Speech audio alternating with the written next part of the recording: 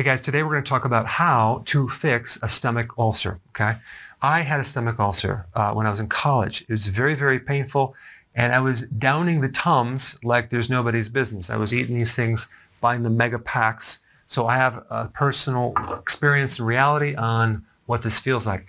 It's actually a pretty severe problem, okay, when you think about it, to actually have an ulcer eating away your stomach, like a hole in your stomach. It's bleeding, you know, that's like a major problem. You have to be pretty sick to get one of these things, and I was very sick. I'll tell you a little bit more in a minute, but first I wanted to differentiate between an ulcer and acid reflux, okay, or heartburn, okay? The normal pH of the stomach should be between 1.5 and 3. That's very, very, very strong acid. You have a little valve on the top of the stomach right there. If this pH starts to go higher, which means more alkaline, there's certain sensors in this valve that won't close properly. So acid will start splashing up this way. And that's how you would feel it as an acid reflux or indigestion. It'll get worse with food because the food will dilute this, and then you start getting regurgitation that way.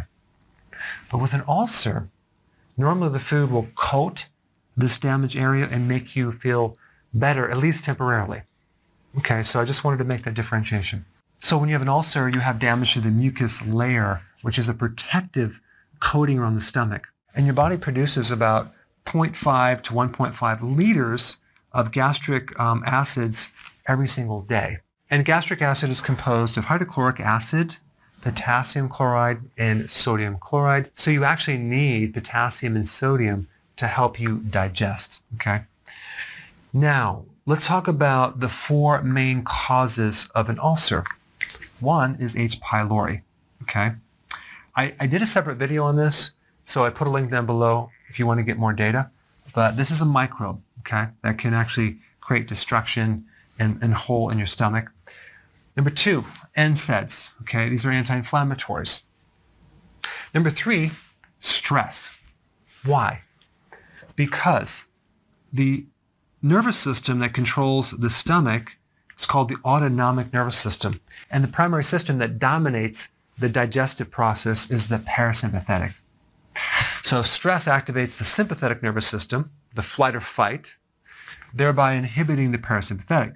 I mean, try to digest when you're being chased by a tiger or you're under stress. It doesn't really work. You digest best when you're calm and when you're relaxed. Okay, then number 4, and this is interesting, idiopathic. Now, you may not know what this means, but this means unknown cause. Well, there's always a cause. So let me tell you what I think the cause of this would be. Number 1, excessive alcohol will do it. Another condition called hypercalcemia, too much calcium in the blood, will cause an ulcer. If you look it up, you'll see that's one of the side effects. But this is the big one right here, refined foods, okay? Especially when you get depleted with vitamin E. Vitamin E protects the stomach from getting ulcers. Vitamin E is a very powerful antioxidant. It also protects your arteries. Because if you think about it, an ulcer is oxidative damage to part of your tissues, which means that you're lacking certain antioxidants, okay, to help protect you. And you become susceptible when you consume refined foods without the antioxidant part, okay? And I'm not talking about taking antioxidants as a supplement, I'm talking about eating the foods with the antioxidants already in it, like vegetables, for example. Now, people with ulcers will always have a deficiency of 1 or more of these nutrients: B1, B2, B6, B12, vitamin C, or folic acid. All right, now let's get to what you should take as a remedy to heal your stomach ulcer, okay? Now, of course, I'm recommending healthy keto and intermittent fasting. Absolutely, that's just a given. I put a link down below if you don't know what that means. But these are the 4 remedies that are very effective. 1, cabbage juice. There are certain compounds in cabbage that are great for healing ulcers, and this has been thoroughly studied. I'll put some links down below. Now, you may not do well if it's fermented cabbage juice, like in sauerkraut, because that might irritate this. But if you juice the cabbage or even consume cabbage on a regular basis if you have an ulcer, you'll find that it will give you some relief. Okay? Chlorophyll is very, very healing for a stomach ulcer. Where do you get chlorophyll? Leafy greens, wheatgrass juice powder. Licorice also has the ability to help heal ulcers.